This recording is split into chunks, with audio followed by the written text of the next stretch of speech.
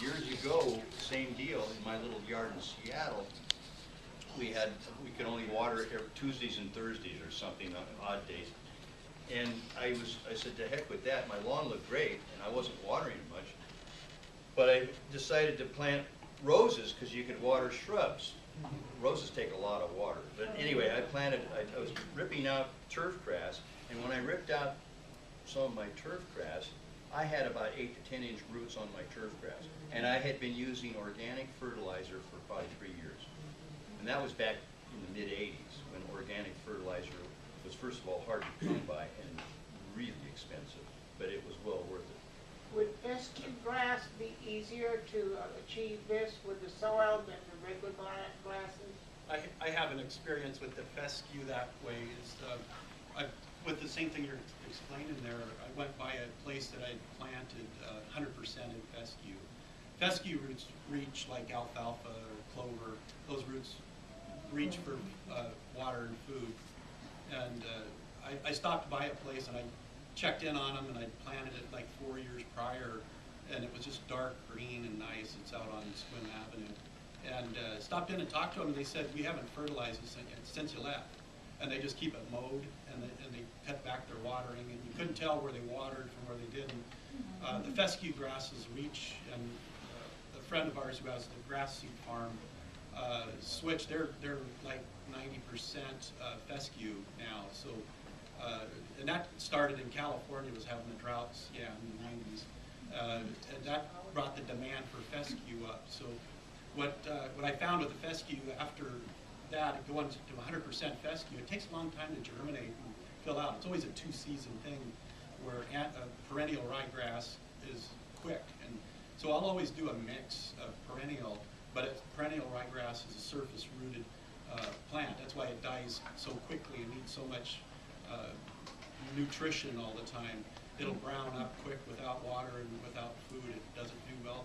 The fescue roots reach down, and because they reach down, they get water, but they also get nutrients, or deeper in the ground. It gives it more area to pick up its nutrients. So the fescue grass is what you want to, if you're replacing lawn and that kind of thing, right? Doing a new lawn. I would just mix a little perennial to get it kick-started and look good the first year. The fescue will overdo it. The fescue grass has a wider blade, so the perennial is usually desirable. It looks more like city grass, softer looking. So, but you'll at least get it filled out quick. The fescue will take it 2 seasons or so. And that's kind of been my experience with it. Next question? Oh, make one up, Bill. All right. What's the last freezing date for Sequim? Oh, go ahead. I was going to say, just something I did was I planted a big area of epimedium underneath a cedar tree. It grows like mad under there. I have a sprinkler system, and it's just full of green all summer long, all winter. You have to cut. I take my weed eater with the blade on it and cut it off early in March. And then the little yellow flowers come up, and then the leaves come up, and it grows again. And it fills in every year. It's a great shade plant, isn't it? It makes a great shape plant. Yeah. It's good You for do have to dry cut shade. it back, or it piles up deeper and deeper, Yeah. and over the deadly. I know last Go ahead, Ed. But we've noticed up in the area where we live here in Bell Hill, we've been losing a lot of the madronas, the arbutus, and it apparently because these people have planted their nice lawns and fertilized them, kept them watered as they wanted to, and the arbutus don't like that environment. So you want to comment a little bit on the compatibility as you're dealing with grasses and other things in terms of? Yeah, they tend to get black spot a lot, and that anytime you do an environment around a new home, especially, and start adding, those trees were here before the homes were, and so when you start changing the environment around them, cedar trees, because they're so surface rooted, tend to be the first thing that have problems. But I've seen the arbutus, the madronas have problems too. They start looking, getting more black spot and suffering more. I haven't seen too many die, but I've seen a lot of cedars.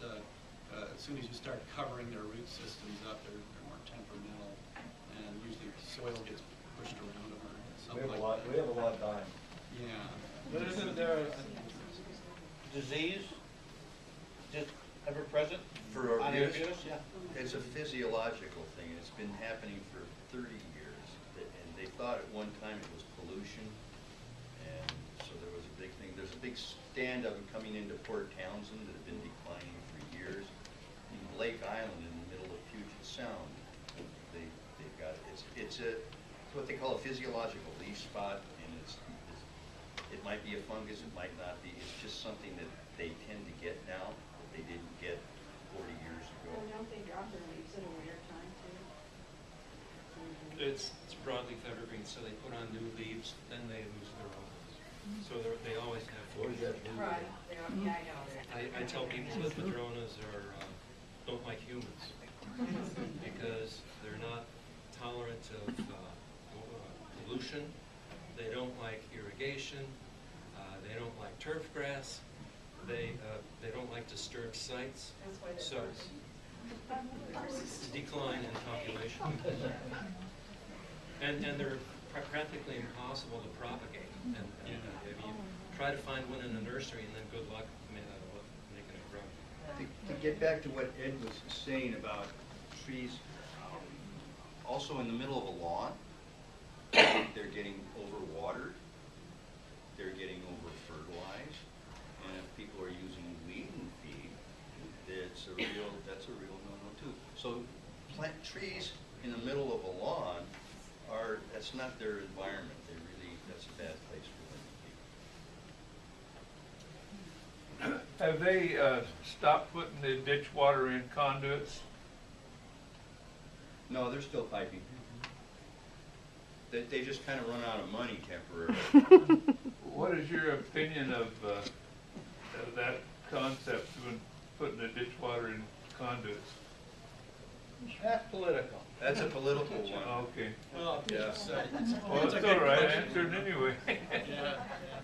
They're trying to, it all goes back to the salmon, I think, so they're trying to lose less water. They're trying to put less water into the irrigation system, so they're not pulling so much out. Then I'll put a question to you then.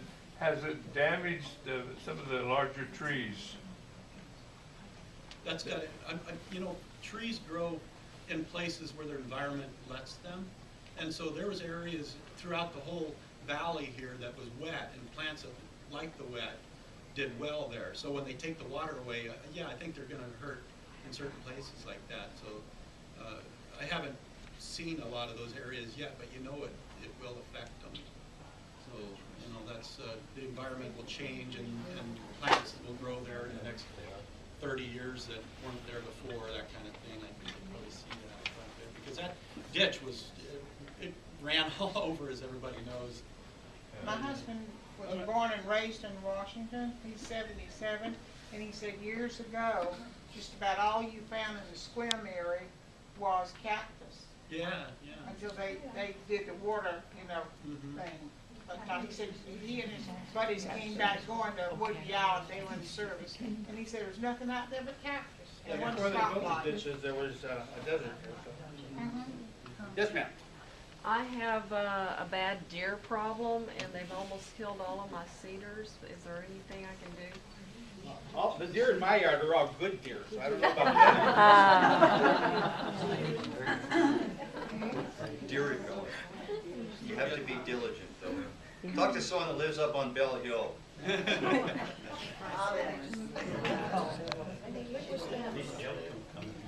I've heard if you play a recording of Rush Limbaugh,